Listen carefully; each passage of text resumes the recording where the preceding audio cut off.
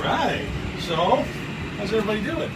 This is one of these really nice, tasty treats that you really get exposed to living down in the south here that is actually really easy to do ahead of time and super darn tasty and the whole night. I'm talking about pressed Cubans, okay? Pressed Cubans are super simple. There's a couple of little tricks that you want. First thing, pay attention to the bread. Get good bread. Make sure it's good Cuban bread, all right? I won't pull this one apart because I put some sauce on it, but these are great ones to make ahead of time during the week, and you can just like wrap them up, and then if you're like us and you get like unexpected stuff that pops up every now and then, these are the quickest darn things to put on the grill. I will say though, you want to have a grill that is like a real champion at heat control, and I'll get into why here in a minute.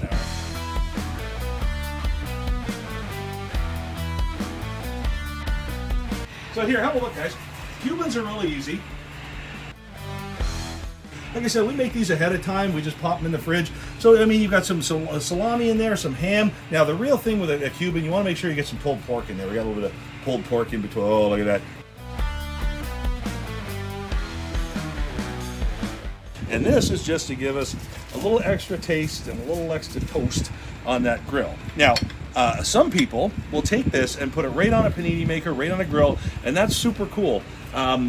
Personally, I like the insides to be a tiny bit warmer, okay? I like the cheese to melt maybe just a little bit more, and a lot of times when you get a pressed Cuban sandwich, you know, unless they go low and slow on the panini thing, you know, the cheese doesn't melt quite as nice as I'd like. So that's why, if you have a grill with an upper rack, it's a great way to just kind of get it warming. It's not going to toast it yet unless you leave it in there a whole bunch of times or a long time, but that's not going to happen. So these guys should actually be ready to move down to the press. So I've always been a big advocate of accessories and the right accessories. You know, it's no different than if you have a car, getting the right accessories in there.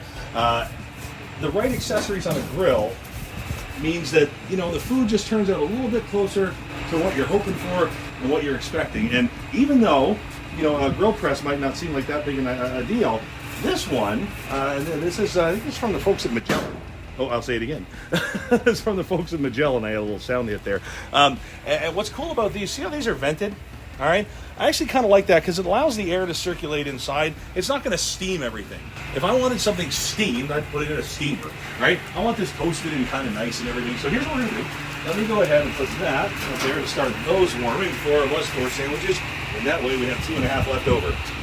All right, so here we go. Let's see if we need to flip that.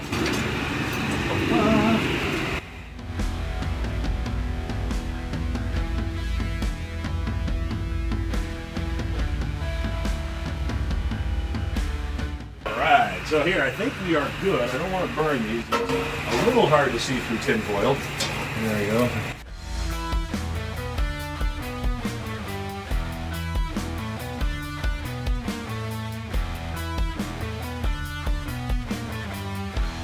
So this one has sauce.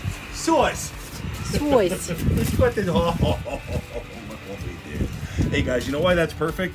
Like I said, you want a grill that really pays attention to temperature control. That one over there is an infrared grill. Those are fantastic. I love infrared grills. They are just the easiest things to work with. They're like crazy forgiving. I think they call that one the most forgiving grill in the world. They're crazy forgiving. The temperature is awesome. The heat is just perfect everywhere. Look at that. You let it go just a little bit longer on that top rack, and the cheese gets melty instead of saying cold. So here we go.